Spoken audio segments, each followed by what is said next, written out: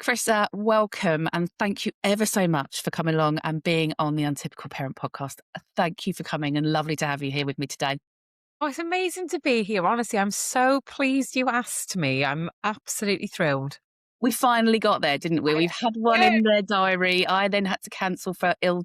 Was I ill? I think I was ill, Could not be the me, kids' one. to be honest with you, with my health. So who knows? Yeah. And then as trying to get our diaries to align over that time has taken us a little while, but we have finally managed Got it. there. We have. Chris, before we kick off, would you just kind of tell our listeners a bit about you and what you do, who you are? Yeah, of course. So I have 4 children. I always lead with that because I think Yep. it's such a massive accomplishment. I'm still standing, it's good. I run Sunshine Support. People know me as, Sunshine Chrissa. In terms of my background, I've been a parent for almost 25 years now. And that means I've been a send parent for almost 25 years. Yeah. And with my eldest daughter, what I found was she's autistic, ADHD, PDA profile. Never heard of PDA before. I mean, we're going back 10 years or more. Um, Very steep learning curve for me. I remember when I first found out she was autistic and I was like, but she makes eye contact. I was one of those. Not anymore, of course, but of course, safe space. And so I made it my business to learn. And the more I learned, the more the actual system punished me because they were like, you know an awful lot about this. You're becoming a bit obsessed. And I said, well, I'm sort of obsessed about fixing the environment for my child, if that's what you mean. And through a really traumatizing battle, littered with injustice, as it always is, and lots of real foul play on behalf of on the part of my local authority and CAMS, we ended up at the High Court fighting for her provision. So we went through 2 tribunals. I couldn't keep her safe at home. She was so dysregulated, and with having 3 tiny ones, I had 3 under 3 at one point. Because I've got twins. It wasn't that I was just busy for 3 years. So you had your hands full. And so, so we ended up going through the High Court. We were put on a child protection plan. We were told we were making it all up. We were accused of fabricated or induced illness. It Goodness. was really traumatizing. And I say it sort of, I have to disassociate really to be able to talk about it, because I think if I sit in the moment back then, I can easily just sit here and absolutely cry, because we see it all the time in the work that we do. Families are attacked for being different. Families, and particularly neurodivergent families. And, as with most parents, I've gone on my own neurodivergent journey as well. Diagnosed at age 40 with ADHD, not a surprise. Yeah. But I wouldn't have guessed that at the start. I just thought I was too much, as a lot of Yeah. ADHD women feel. And of course, that probably leads me back to that accusation of being obsessed with understanding, because I hyperfixated. And of course, because I presented differently, or I was perplexing in my presentation, then the local authority teachers were sort of like, well, that looks a bit odd, doesn't it? Shall we do this? Shall we do this? And they were found to have colluded before they made a decision in front of a panel. They were, honestly, the injustice was rife. And I still have all the paperwork, because I have to remind myself sometimes, because you feel like you've lived this weird nightmare. And you're like, no, it was real. I'm not making it up. It's like an alternative universe, isn't it, that kind of happens? Yeah. Yeah, and it's so different to where I am now as well. I don't recognize that, Chrissa, to be honest with you, because I was so beaten down. And anyway, we did 2 tribunals, couldn't quite get to where we needed to be. And so we had to go to the High Court. That overrode temporarily the tribunal. We got her into the provision she needed to be at, which was the one she wanted to go to. And then, of course, having the PDA profile, she didn't want to go. So that was a battle. And then when we got us settled, they tried to pull the provision again. So we had to go back to tribunal, get it nailed into the EHCP. So there was 3 tribunals, High Court case. We effectively won all of it. But there was never a win. There was never justice for me, because there was always this sort of tainted opinion on me as a parent. And I remember a social worker from the local authority saying in a tribunal, I need to remind the court. And then she was told off because that's not what a tribunal is. It's not Ally McBeal, you know. And she was told, I need to remind the court that if we had a parent who was fit and able, we wouldn't be here today seeking specialist provision. And, you know, that's very much the attack that parents Yeah. get. And, you know, how do you keep yourself well in that? Because it's fight, fight, fight, fight, Yeah. fight. Yeah. And I remember we moved into a new house and it had gates on the front, and I just kept closing the gates, and I kept getting told off by social care saying we're trying to do spontaneous visits. I was like, but I don't want you here. I'm trying to protect my family. I'm trying to protect my boundaries. You do become obsessive because the safety of you and yours is paramount, and you feel like you're under attack. Anyway, she was placed in a school. I went back to my regular job. I had my own recruitment agency. And I remember sitting there listening to somebody say to me on the phone, "Hi, Chrissa, I was just wondering if you can get me a new job. I want about another 10K on top of my salary." And I was like, what am I doing? There are kids out there just like mine that need help. Why am I not putting my passion, Yeah. my business nous to good use?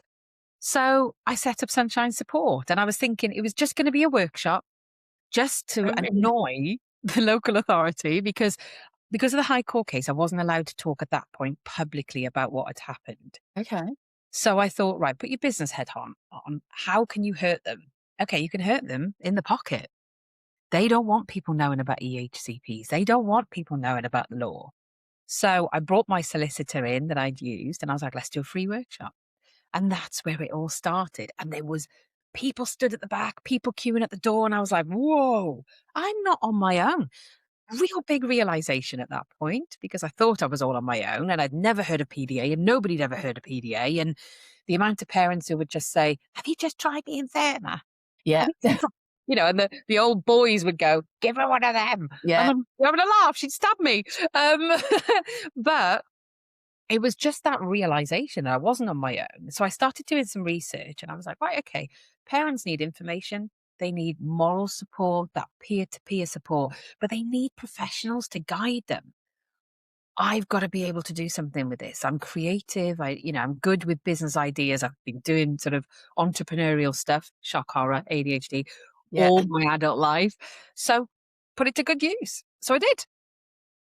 And then 8 years later, here we are with like 25 employed staff on the payroll, and we support tens of thousands of parents and In families every terms of year. a business, 8 years actually isn't that long to No. have got where you've got with the business. And it's like you say, it shows just how desperate parents are out there, and you aren't alone. And I haven't got a story to the extremes you have got, but similar in the fact of having to deal with local authorities and go to tribunal. And it was one of the most horrific things I have ever been through in my life, and actually changed my whole career.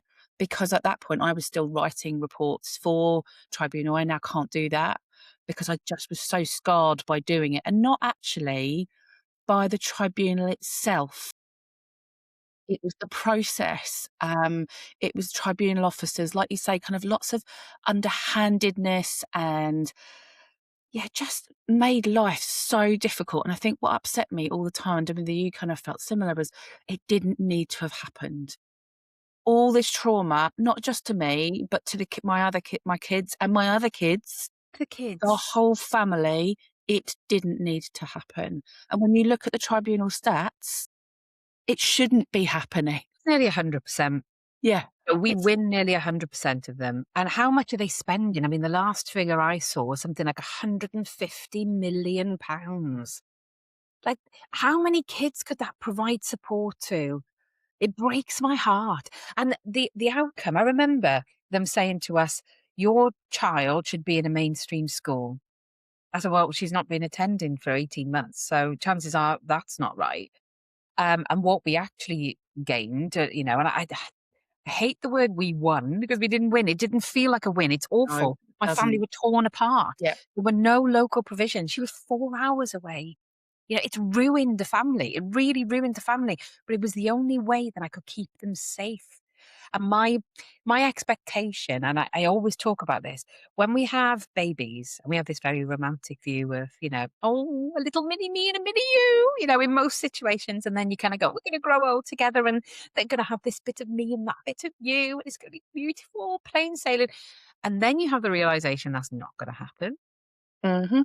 And I think that one of the most difficult things for a send parent to acknowledge, and this is where I hope professionals really listen. If you have a send parent who sat in front of you saying, I can't cope and I can't provide what my child needs at home, that's a real big admission. And they need scooping up and they need hugging and they need validation and they need love. What they don't need is interrogation and accusation because they're already feeling the worst in the world because they can't provide what that child needs. And it's terrifying, I think, as a parent to get to that point. It's not just, that you feel like you'd let your kids down. It's actually terrifying when you get to that point where you think, I don't know how to keep my child safe anymore. And I'm fighting this big, massive system that I cannot seem to get to understand. And I have a child that actually potentially you're looking at, how do I keep them on this planet with Dave, us? absolutely. And that, as a parent, has to be any parent's worst nightmare. It is truly, and when I do talks and stuff to schools and things, it is terrifying as a parent to be in that position. And I don't think, unless you've been there, people don't Can't get understand it. it. You can't get it. It's the feeling of sort of, we're on 3 floors here, and I'm on the top floor. I would come down, and the first bedroom I'd see was my daughter's bedroom, and it's that feeling of, if I go in and check she's okay, she's either gonna absolutely attack me for disturbing her safe space, or maybe she's not okay, and I'm gonna catch her at the end of life, or worse still, gone. Parents shouldn't have to feel that, and when I was banging on the door of the local authority and I kept saying, I know my rights. I had a solicitor. It cost me an absolute fortune, Liz. Yeah. We had to borrow so much money. It cost in the region of £200,000 for legal fees and medical fees. And that was another reason why I set up Sunshine, because I was like, this shouldn't be this difficult. And what happens to the children whose parents Yeah. can't get their hands on that money? Because Yes. that's not normal, having that, access to that cash. Um, and it fractured so much, but like I said, you have to change your standards almost, because you're like, this is not about a child, how do I get them to thrive and pass their GCSEs? That's not what my standards are for this particular or this scenario. It's about, how do I keep them alive? And I will do anything to keep them alive. So if that means borrowing off anybody, if that means doing whatever it takes to get my hands on that cash so I can keep my child alive, I will keep them alive. And it wasn't just about that child, it was the fact that before. And like you said, the impact on the family, impact on relationships. I lost loads of friends. I've lost my entire family over this because nobody would agree with what the doctors were saying. They were like, no, I've heard what the social worker says, and it sounds like you're not doing a very good job. But yet, they've got no problems with the other 3. They've got send, but probably, I mean, 2 of them have got send as a result of what happened the first time, because it's complex trauma, it's developmental trauma. And so sensory wise, they all have a sensory profile that's very spiky. Um, yeah, it definitely is affected. I mean, one of my other children has developmental language disorder. She's an absolute character. She comes onto my reels and my Facebook Yeah, live. I've seen her. She's wild. Great. She's just brilliant. She's so funny, and she's about to write her first book, which is brilliant. Oh, amazing. With Libby Hill, yeah. So they're going to be talking all about DLD, which is great. So from the young person's perspective as well. Um, and so hers, that wasn't caused by trauma because she was born with that and she's neurodivergent. But the other 2, I mean, all 3 of them have a trauma profile. All 4 of them have a trauma profile, and our entire family has been fractured by it all. And So, parents as well have that trauma yeah, profile as well. Yeah, the whole family ends up in it with trauma profile. absolutely. I Yeah. I went on and had a stroke not long after she was placed. I was about 37, something like that, and I had a stroke.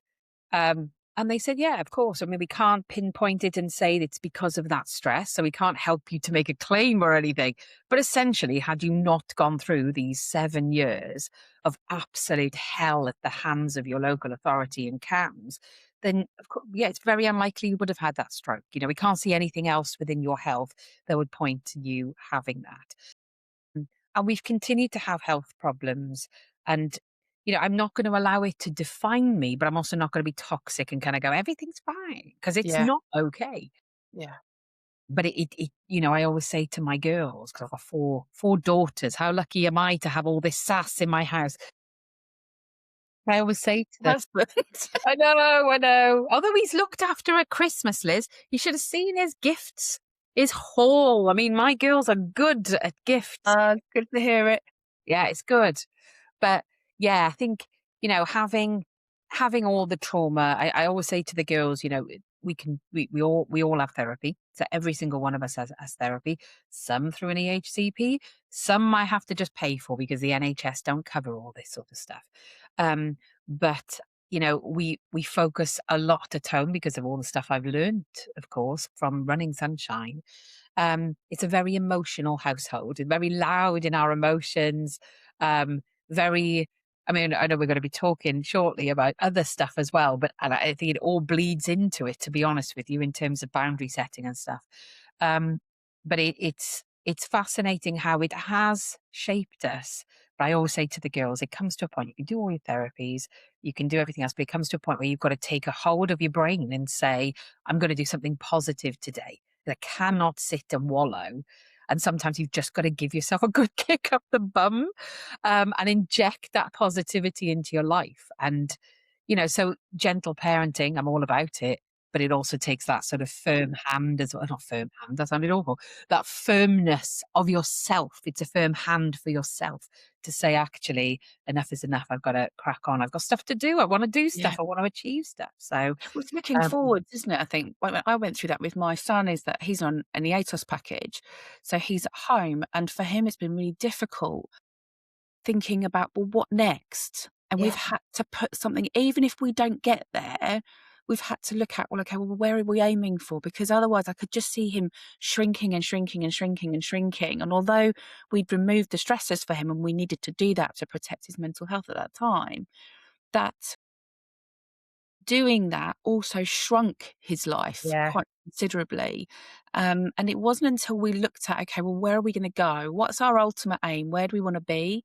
And I was lucky that his mental health improved enough that we could start to do that. But it made a big difference to be able to think about, okay, well, where are we going to go? And like you say, we're not going to sit in this. We've got to find a way forward and find ways to manage it and deal with it. And that I think that's really helped for us. Really helped. yeah. Yeah, and because it is about sort of you've got to sort of validate and work on the now. I do everything in 3 steps. Everything, business, home, everything. Where you kind of go, right, what's happening now? So that's step 1. Let's have a look at now, next week, the following week. How can we get you to a place of safety? And then it's okay. Now, what is that going to look like in 2 to 3 months? And then you get through the 2 to 3 months, okay, what's that gonna look like in the next year? And it is that pushing forward and not allowing yourself to stay too stagnant. Um, but yes, That happens, doesn't it? I think when things get scary, it's really easy to and then, our stress responses kick in. We might go into dissociation or freeze responses. That can be a protection mechanism, and sometimes we need that to be able to stay quite still until it's safe again, and like you say, the safety bit is always key. That yeah. once the safety's in place, then we can start to move forward, then we can start to look at what next. But don't start doing that with me until I'm safe. No, no, exactly. Yeah. And I think safety is actually one of the biggest things you can teach your kids. What's safe and what's unsafe, and what do you do when you're unsafe, but also what do you do when you're safe? Because, some of us, particularly, I mean, I can only speak on behalf of me actually, but as a neurodivergent woman, I have a skewed perspective. I've had to really work hard at this on what is safe, because we've all met those ADHDers, this guy here, who overshares when they feel safe. And then you go, oh God, what did I do that for? But he just met them and I've just told them all about, like, probably what I've just said. I remember just coming through it. And it was all I could speak about when I was going through, all this stuff. And so anybody who would listen, because there's quite a lot of people who are like, oh God, Chrissa, I'm not going to bother talking to her because she's going to talk about what she's going through and it's boring. And it must have been boring. But to me, it was everything. But just, to meet somebody in the supermarket, or we moved into this new house. I mean, it's not new now. And the person opposite was like, "Hiya, you all right? Nice to meet you." And I was like, "Hiya. Yeah, you might see ambulances and police arrive because," and then my husband's like, "What did you do that for? We've just moved in and you just said, this is what happens with our child." And oh God. And you overshare because you think, "Oh, well, I need to validate myself and I need them to know Yeah. everything's okay." It's just, but we have this, in that place of perceived safety, and that can sometimes be a bit skewed for someone neurodivergent. Um, we can get it wrong, but I'm getting better at that. I'm getting better at And we have slightly digressed, Chrissa, and I think I knew this was gonna happen possibly as we both of us started to talk, that I'd be like, "Ooh, that's interesting. Let's go down that rabbit hole." And I think we were talking just before we came on, didn't we, about rabbit holes and ones that we disappear down, so it doesn't surprise me, but I'm gonna keep it in because I really like what we just talked about, and I think it's really important. But we were gonna talk about boundaries, weren't we? We that. were gonna talk about boundaries in additional needs families, in neurodivergent families. Tell me a bit about what you think about boundaries are, Chrissa. What are boundaries? If people are thinking, what are those two talking about? Well, to be honest with you, again, it feeds into what we just said about feeling safe. So I think, it's looking at what we are prepared to do for ourselves, for other people, and understanding what is within that. I always think of it a bit like a dartboard. And I use the dartboard analogy with my kids as well for friendships, for anything really. Where you're going to go, this is very much within the inner ring. This is what I really want to do. If I was to feel safe and want to do whatever I wanted, this is what it would be, curled up, box of chocolates, nice creamy coffee, fire blazing, fluffy socks, lovely, comfy. And that's probably what I need when I feel a bit dysregulated. And so it's letting in my family anyway, I let everybody know this is my safety. This is where I retreat to when I need to, but also when I want to, because we shouldn't just leave it for when we need to. So Yeah, it's sort of saying, today I want to do this. Um, and it's understanding that that's my prerogative. That's nothing to do with anybody else. That's my prerogative. Um, and sort of making that very clear within your safe circle, I guess. So within my household, my family all know if you were to ask them what's mum's safe space, they would be able to tell. Probably exactly word for word what I probably just said. But then knowing, like, where you're able to push yourself. So looking at my children, some of my children can do lots of activities through the week. There's one of my children that just can't do it on a Monday, Tuesday, Wednesday. Thursday, Friday opens up a little bit more. But Monday, Tuesday, Wednesday, way too overwhelming because there's so much focus at school and she wants to get that right. So Monday, Tuesday, Wednesday is a write off. Then one of my other children, Monday, Tuesday, Wednesday is an absolutely beautiful time. So we look at those things and we go, right, when do we perform best? How do we perform best? When are we happy? When are we doing what we want to do? And again, looking, like we've just said, about these sort of like, what do we want to achieve this week, this month, this year? Looking at those achievements and then working out what within my boundaries perhaps need to change in order for me to achieve them. So it's quite complex and multifaceted, but it doesn't need to be like a sit down business conversation with kids to be able to get it right. I mean, we use a lot of visuals in this house. So for me, boundaries is all about how you keep yourself well. And that might be your day to day, but it can also be emergency situations, crisis situations, yeah, or for us ADHDers, post crisis situations, because we're great in a crisis and can really perform very well and very calm. But afterwards, you're going to go, oh my God, like have a stroke or something. Oh my God, I need something to look after me or yeah, someone to yeah, look after me. So that to me is about, all yeah. about boundaries. Couldn't really say it was in a word, but And I think when we met briefly, didn't we, before we kind of went ahead and recorded, we talked about boundaries. And what I was so interested in them boundaries is you hear people talk a lot about you need to put your boundaries in place. But I know kind of from my experience and probably from the other parents that I've worked with that actually boundaries can be really difficult. So when people start to, one is knowing where your boundaries are, because some of us don't. We think, oh my God, I feel terrible. And actually, we have to look at, well, where was my boundary? Actually, I didn't have one in there. But also when you've got people pushing up against those boundaries, how good are you at being able to hold firm? And we all have different personalities and different experiences and life experiences, all that kind of stuff. People will push up against our boundaries, and it's then, well, what do we do then when people start to push? Can we stick by our boundaries? Can we reinforce those boundaries? And I think sometimes when people talk about boundaries, they often think, oh, they're talking about boundaries for the kids. Yes. It's what the kids can and can't do. There's the boundary. But actually, as parents, Mm. we need boundaries, exactly like you've talked about. Here's my space. This is my prerogative. I can choose to do this. This is what I need. And kind of notoriously as parents, we aren't often very good at that bit. So I just kind of wondered what your kind of thoughts around that were, around how easy are boundaries? So I think it's about understanding your prerogative, but understanding the prerogative of others in the family as well. So, for instance, one of the things that I remember feeling quite guilty about when I had them all little was that I wasn't the mum to bake cakes or do stuff like that. I just can't, I don't do baking because it's somebody telling me what to do and it's very specific. Cooking, great, because you just throw in whatever you feel, right? So, baking, very prescriptive, not for me. Um, so, I used to think, God, I'm terrible at motherhood because I can't do the baking thing. I can't do that part of the connection. And then somebody said to me, that's not what you bring to your parenting. And I was like, what does that mean? And they said, you bring so much more than that. And when I started to think about it, I thought, no, they're right. That's not where my skill set's going to be. I'm going to send them to nursery to learn how to bake and we'll put them on cooking courses. And I took them to a baking class. I was like, you Brilliant. teach them how to bake. I'm going to teach them about other stuff, and it's very much emotions and stuff. So, emotions and work, because that's what's important to me. That's my core value. So again, it's looking at your core values, looking at the family's core values, but looking at your individual prerogatives and looking at theirs. So, for instance, if I put in place, I always say to my children, my role is mother. My role is not a housekeeper to do everything that you need me to do in the house or everything that needs doing in the house. That's not my job. That we have a big family here. And you like nice things, you like me to work, but you're also inspired by my work because they all love what I do.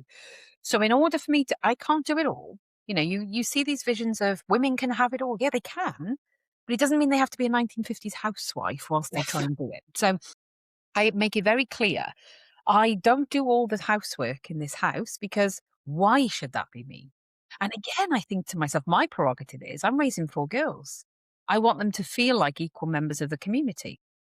So one of my girls at age about 4, she said, I found something that a boy can do that I can't. And I was like, what? Wee with a willy. I was like, okay, they've Okay. got. Yeah. I can't change that one.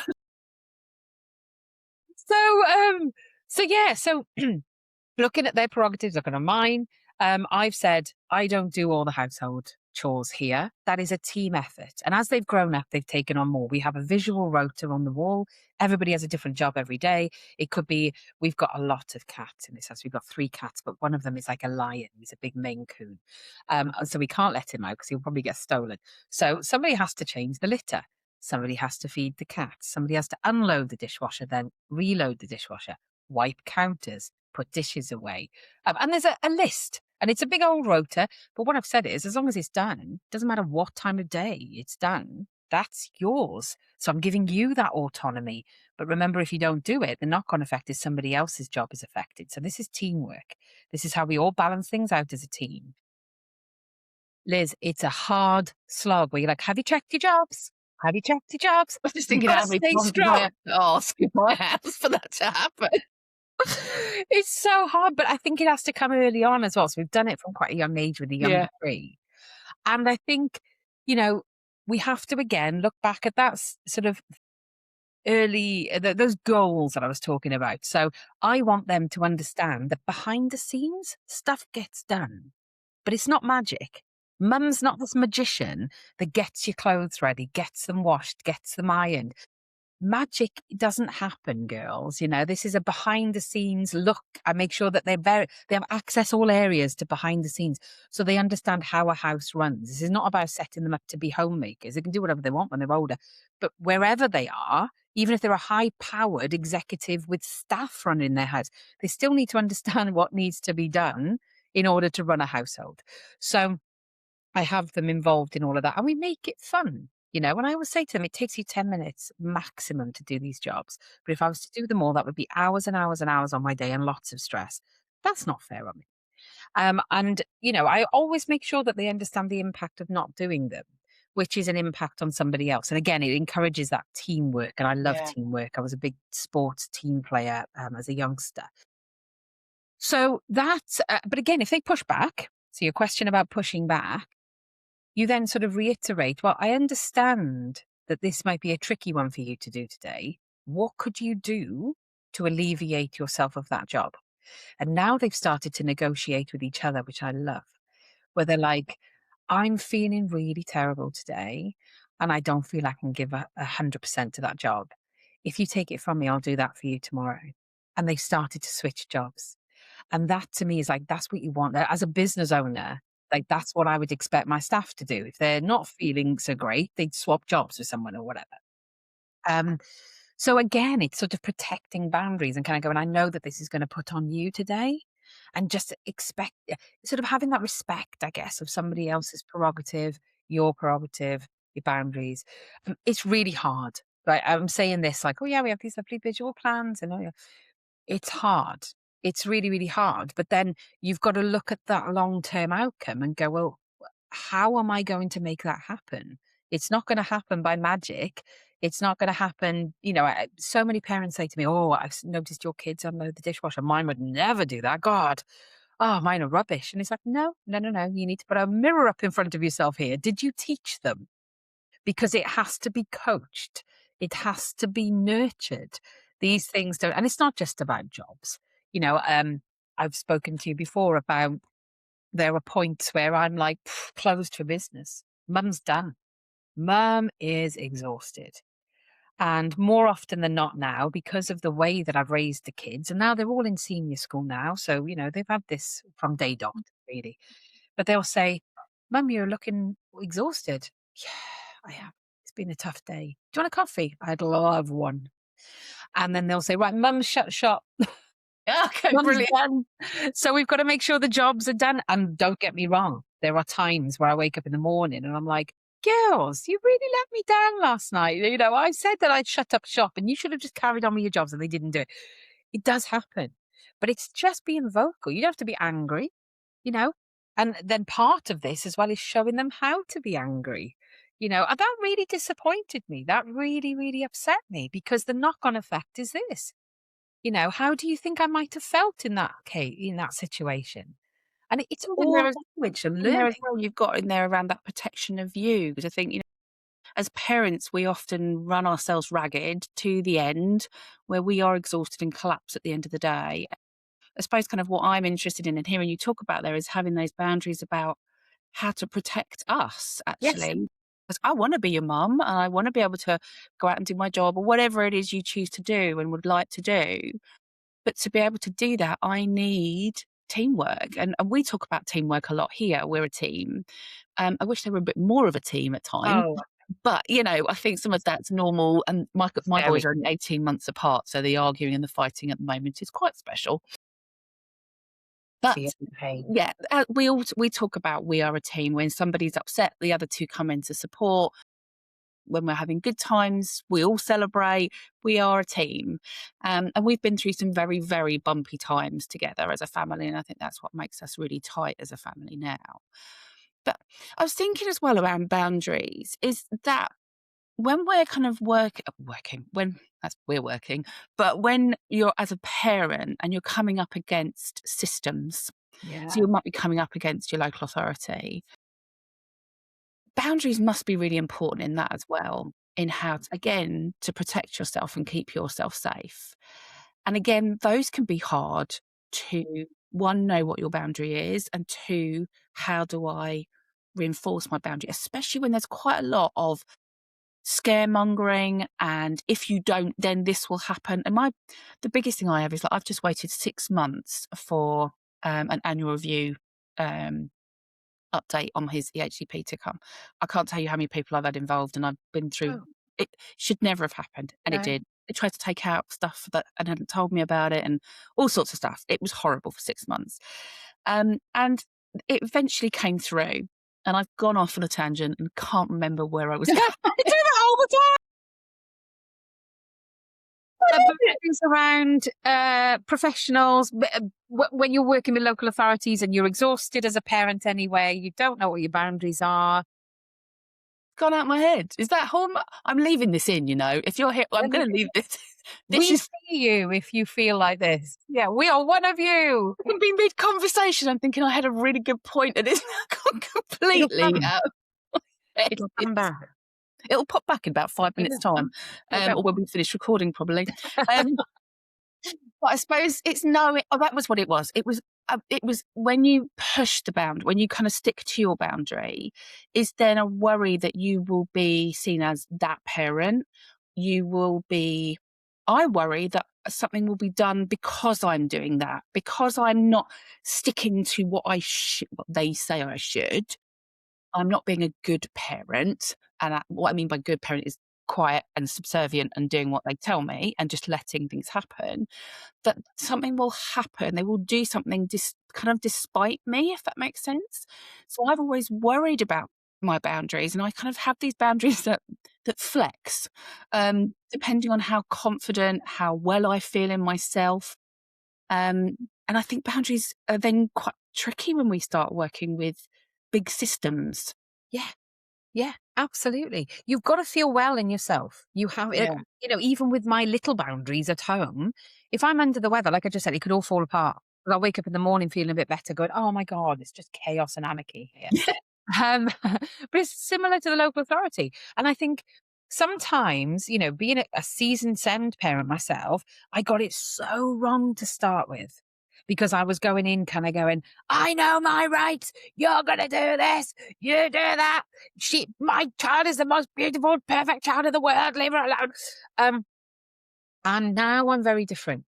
And now I'm more therapized. I like that word. I don't think it is a word, but I'm going to use I've it. got one that's similar. It's therapetized, I use. Yeah. Therapized. I love that. I love Yeah. it. But yeah, I feel very different now. I'm much more mellow in my old age, but the boundaries have to be the same, and they do need to flex. And it depends on who you're talking to. And one of the things that I try and do my hardest, and it's so hard to do sometimes because sometimes you just want to do the whole sort of, I know you're wrong. You are so wrong in what you've just said. But instead, it's so hard to do, but you have to do it. It's that being curious. So going, Yeah. okay, I don't want them to be judgmental. I want them to be curious and I have to afford them the same. So it's like keeping a smile on your face, even though you perhaps don't want to, and then go, I'm really curious about what you just said about that on the day exclusion. I mean, I've read a book and it sounds a bit unlawful, but I just wondered if you could elaborate. And it's that very gently, like, I'm going to throw that bit of law in there, and I'm going to tell you the name of the person who wrote the book, and they're really brilliant. But being that curious person can sometimes get you further. I mean, but again, sometimes accepting that the people you're dealing with are just not your kind of people. Uh, and I've dealt with some local authority workers. More often than not, they're awful. I'll be honest with you. And for whatever reason, they're coming to it with their prerogative. They're coming to it having just had an argument with another parent, being attacked by another parent. I get it. I get it. But I can only deal with what they're talking to me about. I can only comment on what their sort of transaction with me is. And I get it. They've got their stuff. I've got my stuff. And I can only ever, another thing that I'm bringing into the new year is not to react, but respond with intention. Yes. And that takes a lot because you Yes. have to pause. And actually, pausing can sometimes make people feel quite unnerved, which is not a bad thing either, because you're not doing anything wrong as a parent. To sit there and say, even if your face is saying, allow me some time to process. Um, because I need to sort of collect my thoughts and not punch you in the face. That's what's going through in your head. Don't punch them. Yeah, Don't punch don't them. I'm punch going to her, get in don't trouble. put the table, don't put her. But then there'll be others, like my kids go to a school now. All three of the little ones are in a school. mainstream school. The staff are amazing. They talk to me like a human being. That's what it all comes down to. They ring me up. I mean, one of them, she is just like me, but she is 14 and I'm in my 40s. And she'll, I'll get the phone calls and they're like, "Hi, Chrissa. Yeah, it's Marnie.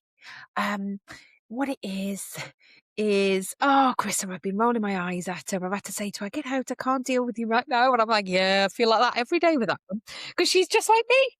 And you could just have a bit of banter with them. And I think having that sort of very normal relationship, but again, you can't predict that and you can't control it. You can't control that other person. So again, another thing I always think about is circle of control.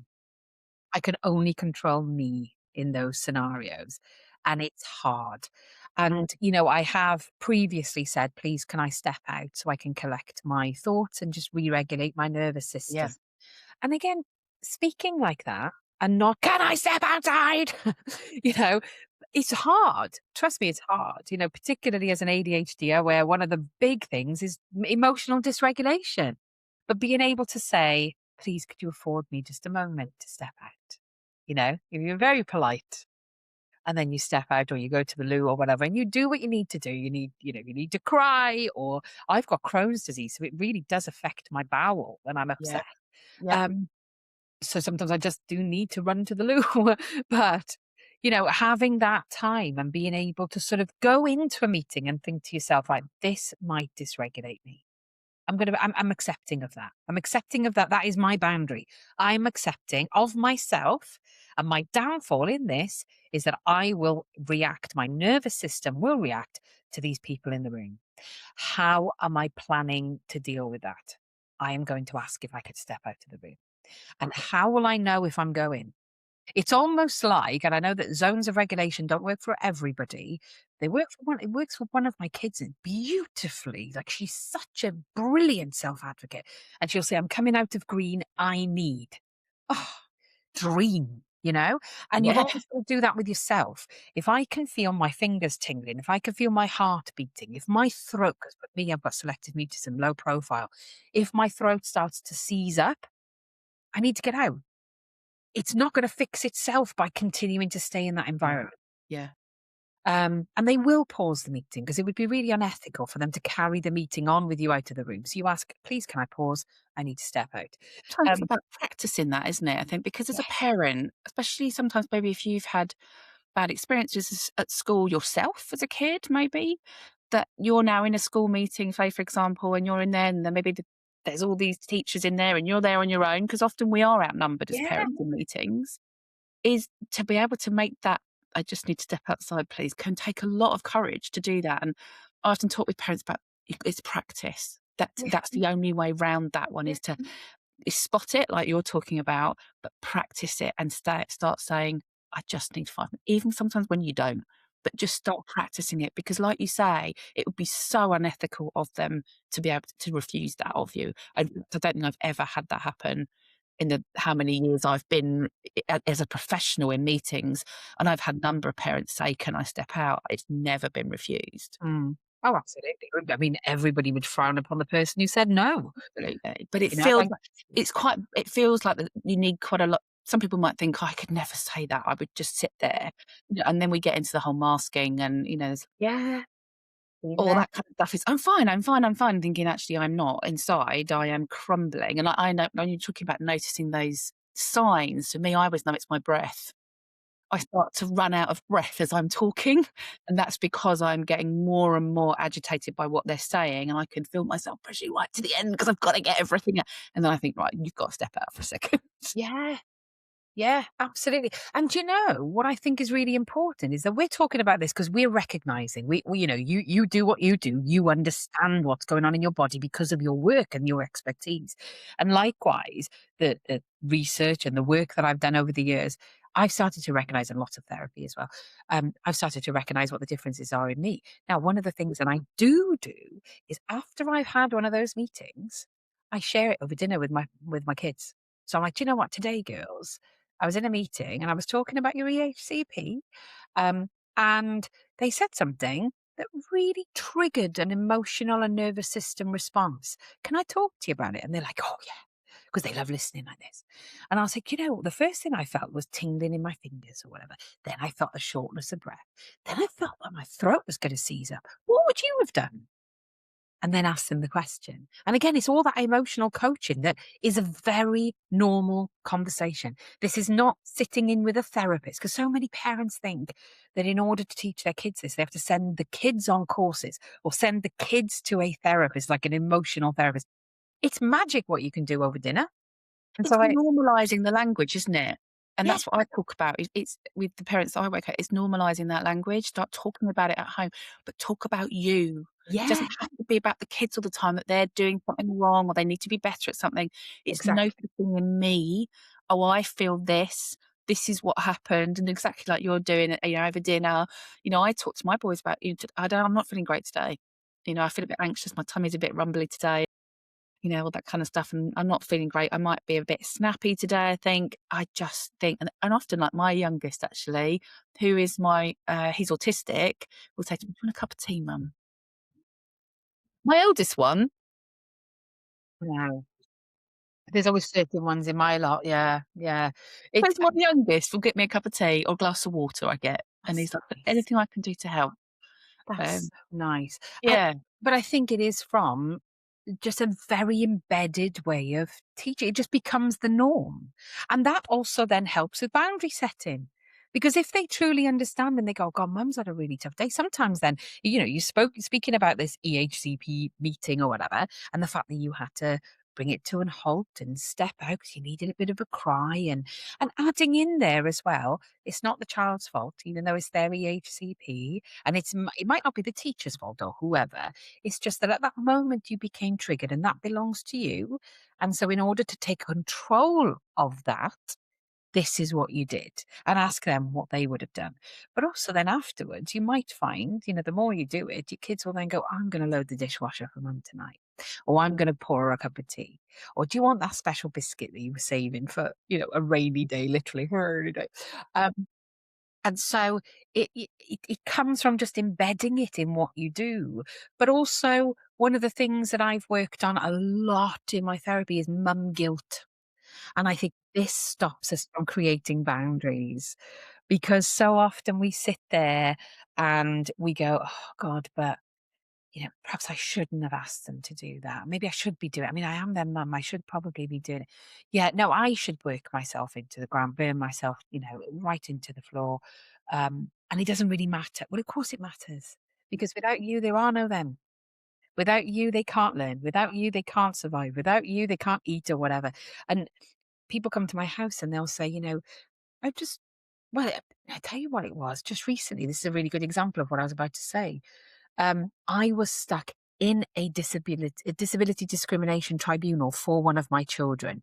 It was a few weeks ago, just before Christmas, and the actual hearing went on from 9 in the morning till gone 6 at night. And I was expecting to have been home, and I thought, I don't want to do it at home. I want to do it in my office, because then I'm keeping the stress out of the home. Like, I was feeling more about the energies. So my husband and I, we sat in my office at work. We did the tribunal.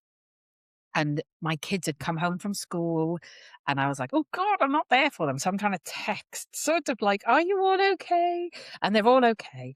And one of my friends popped in, and she's like, "I popped in, and the kids were all cooking their dinner." And I said, "Oh, great, fab." She said, "Did you tell them to?" And I said, "No." But there's emergency supplies. So there's always a bag of pasta and that lovely clean Heinz sauce that's really nice, which is just the ingredients. So they know they just boil the pasta up and then they put the sauce in. They love it. It's like their favourite tea, bit of grated cheese on top, sorted. But also I know, because I've taught them, in an emergency, if you need food, that's what you go for. It's nice and easy. You all know how to do it. And my friend was like, I couldn't believe it. I come in, they were having this meal around the table. I said, but that's what's normal. So they just maintained what was normal. They didn't sit there going, I'm starving, mum's not here. They actually just self-served, they were self-servicing. So again, though, that comes from years of boundaries, years of coaching, years of training, years of me losing it as well. But it's also being kind to yourself after those scenarios and kind of going, oh God, and saying to the kids, do you know what? It's not your job to regulate my emotions. But what you did really annoyed me yesterday, and it wound me up to a point where I couldn't tolerate it anymore. I'm sorry I snapped, Yeah. and we start again. Yeah. And, is just being open. I think that actually that, you don't have to bare your soul or your problems to your kids in order to have a transparent relationship. You can still have a transparent relationship. And understanding as well that you're the boss. I think so many parents, they do this gentle parenting thinking that actually the kids are on the same level. It's not about hierarchy, it's about safety. Your Yes. kids need you to create boundaries and Yeah. help them to maintain theirs. Yeah.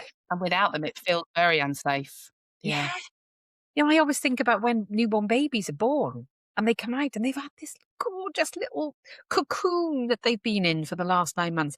And then they come out and it's like, oh my God, Yeah. the world. Yes. So, when a newborn baby is born and they go from this beautiful, safe cocoon to the world, it's quite startling. And we need to remember that our kids are feeling the same every time they leave the house. So we need to help them to sort of, it's like putting those bumpers up, when you go bowling. It's just Yeah. giving them sort of, yeah, you might bump into that side, you might bump into that, and that's okay. It's all right. The bumps are okay. And if there is any particular catastrophe, this is what you can do.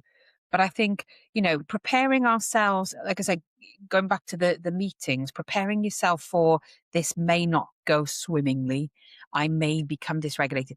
Passing that on to your children and saying, okay, today, if you're going to school, like all three of mine have gone in for their first day today, all anxious, not anxious as in school avoidance anxious, but anxious because it's the first day back. And I noticed one of them shot off out the house without even waiting for friends, just needed to get there. Like, we may as well, I'm ready, let's just get there, let's just get it over with, let's just get that first step into school. Another one then needed to put all the makeup on. Oh, I need to have my mask on. Okay. And then the other one was like, oh God, nothing's going right. And nothing is going right. She's so dramatic. It's great. I love her. She's so much and she's brilliant. And nothing is going right. And so she needed some emotional coaching to get out the door. But I've said to them all, look, today might be brilliant. And I really hope it is. So let's go with the what if. What if all my friends are back today? Great. What if all my lessons go really well? Great. What if my teachers think, oh my God, this homework you've handed in is the best homework I've ever seen? Oh, amazing. What if your favorite dinner is on the menu today? Oh, amazing. There may be some bad what ifs. What if my friends aren't there? What if I slipped on the ice? What if whatever? But let's not overthink the negative. Let's try and overthink the positive, and you have to train your brain to do that. But also, what are you going to do if something goes wrong? Who's your safe person that you're going to go to? Ah, well, there's always a list of them. This teacher, that dinner lady, whatever. Great, that friend. Brilliant. So it's having that contingency plan, promoting the overthinking of positive and a contingency plan Yeah. for realism, you Yeah. know? Yeah. Um, and it's just prep. It's always prep. And just knowing that sometimes it's just not going to go to plan. And that's okay because we always fail forward. That's another thing we talk about in the Wadlow household, failing forward. What did you learn? It's all right. You failed. You slipped. Whatever. It's okay. What did you learn? What will you change next time? My mum used to talk about it that mistakes were mistakes. Yes. So you just do another take and you try Yeah. again. And that's always stuck with me as a grown up, where they're just missed takes. You just try another one. You try again. Absolutely. And there's always a way. She always used to say to us as well, there's always a way around. There's always a way around it, but they will find a way. And we've just got to know what the issue is first, and then we'll find a way around it. Absolutely. And I think that's something that we use a lot as well in our family, is talking about it's not the end of the world. Like my son's at the moment about to sit his GCSEs. He'll sit them in June. And he's got himself quite anxious about it. And talking about it, it's not the end of the world. There's so much pressure. Oh my goodness! I went to one of the meetings at the school. I came out stressed I know. as a parent. I thought, I'm not even sitting these. I've done mine, and Go I'm on. stressed. So Oh, it's just, yeah, is that bit, but it's the recovery, isn't it, as well? yeah. Is that things will go wrong. Things will always go wrong in life. It's never going to be plain sailing for anybody, but it's how we recover from that. And I think a bit like you talked about, for us, it's that modeling. We talk about, I might be upset by something, but I recover, and this is how I do that. I don't. It's not the end of the world, and as parents, we do recover, and you'll recover as children, as young people, as adults that you become. And those skills are essential for them as they grow older. Absolutely, and you just gotta practice what you preach. Yeah. Oh, Yes. for years, we've heard about parents saying, "You've got to eat your greens," whilst the parents are not eating the greens, and it's Yeah. exactly the same with emotional health, and nervous system health. We do a lot, of different things here, and we without getting technical, I know you'll understand this, but I'm not sure all the viewers will. It's all about activating that prefrontal cortex when we're feeling safe. And we do a lot of crafts, a lot of activities, lots of things to make us laugh. So games over Christmas have been brilliant. But I've lost my train of thought now. This is my point. This is my time. It's my time to do it. Where was I going? Where was I Leaving going? this one in as well to show that it's not just me. Very real if you do this. I think I was going along the lines of um, not sitting in it yourself and kind of going, do you know what? I'm struggling to come out of this. I remember, yeah. So practicing what you preach is what I'm saying. I'm not sitting in the wallowing of self pity, but allowing yourself to do it. Saying to your kids, Yes. today I'm going to wallow because I need to wallow. I need to sit here, feel a bit pathetic, feel rubbish, because I know if I can move through it, don't try and avoid it, push through it at my own pace, then hopefully tomorrow will be a new day. I remember when my granddad died. My granddad is absolutely my biggest role model in life. He was everything to me, and he couldn't have done anything wrong in my eyes. So he was just the most wonderful man, and he lived a very wonderful, wonderful life. And when he died, and I knew he was going to die, he'd been ill for a while, he'd had a long life. And I just said to the girls, Grantia is what I called him. Grantia has died. And one of my kids was really profoundly affected, even though she's one of the youngest. So she hadn't really seen him very much because of COVID and stuff. She hadn't seen him. And so I said, well, I'm going to allow myself to sit in this and lean into it. And I don't know how long it's going to take, but I know it's not permanent. I know that I will come through the other side. And I know I'm not overly spiritual, but I will do whatever it takes to make myself feel better. So I sat with him. I was like, he's with me and he's going to help me through this. And because of what he's taught me, he won't want me to sit in this for very long, but it's my it's my grief. So I will sit in it for the length of time I need to. And one of my girls were like, this is amazing, because I think that's one of the things we're never taught is how to grieve. And grief doesn't apply just to death. It can apply to losing a school place, you know, Yeah. not attending school, losing that institutionalized part of our lives. Because as much as people say it's bad, actually, it's all some of us know. So actually losing that, losing a friendship, losing anything at all. It could be anything. Some of our children, our neurodivergent children and us, become very attached to things. Mm. So losing an item, Yeah. um, I fell in love with a car that I had, and it came to the end of the 3-year lease, and I had to give it back, and I was devastated. Like, I cried, and I was like, "What an idiot!" And I thought, "No, you've just become really attached to this very safe thing, and it's okay." Sort of validating that, but knowing it's not going to be forever. You will move through it, but you Yeah. have to allow yourself to move through Yeah. it. Yeah. But practicing what we preach is really important. I had to usually as I go through my podcast, I usually ask specific questions. I haven't done that today, Chris, Oh but yeah, that's no, absolutely not, because I think we've answered them, but just without it being as formal, which I love. It's just been a chat, which I've really, really, really enjoyed. So I suppose it just leads me to say, I just kind of bring that together, and that's kind of a nice place to end. I think is to thinking about is that we can model boundaries, we can model recovery, we can model emotions, and actually that has a huge impact. And as I always say with the kind of parents that I work with, and when I used to work with kids as well, is it's little and often. It's practicing little and often. It's not about a professional coming in and curing everything in one session. It's never going to happen. It's about little and often, and how you can build that into your everyday to make things easier for you as a family, more fun for you as a family, and more moments of joy as a family. And as you say, acknowledging and knowing that there are going to be down times, but that we do recover and we do move through it. yeah, absolutely. Thank you ever so much for joining me, Chrissa. It's been a delight. It really has. And I have been looking forward to this conversation. And I'm glad we finally got there. Me I too. will put in the show notes your contact details and all the information around Sunshine as well, because you have some great trainings. You've got some amazing.